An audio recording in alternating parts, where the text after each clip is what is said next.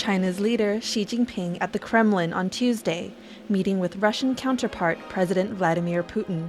It's the second day of Xi's state visit to Moscow. This is the Chinese leader's first trip to Russia since the country invaded Ukraine last year.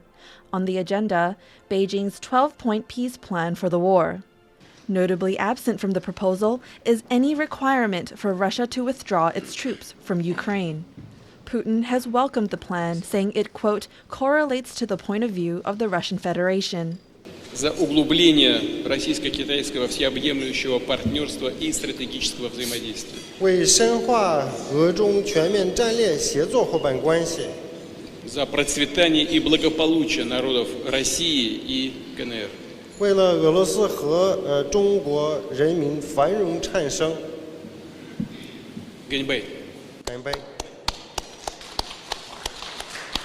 Despite the two leaders toasting their friendship, Beijing has claimed to be a neutral party when it comes to the war in Ukraine.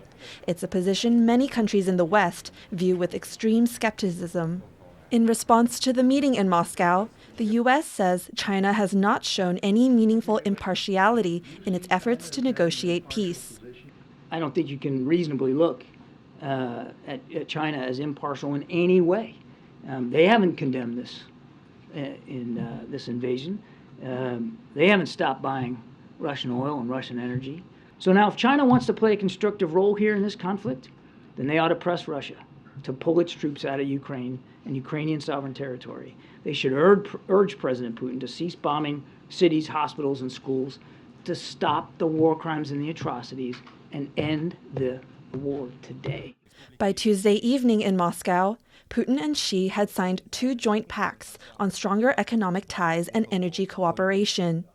These agreements also come just days after the International Criminal Court issued an arrest warrant for Putin for war crimes in Ukraine, a detail left out of the Chinese state-run media coverage of Xi's visit.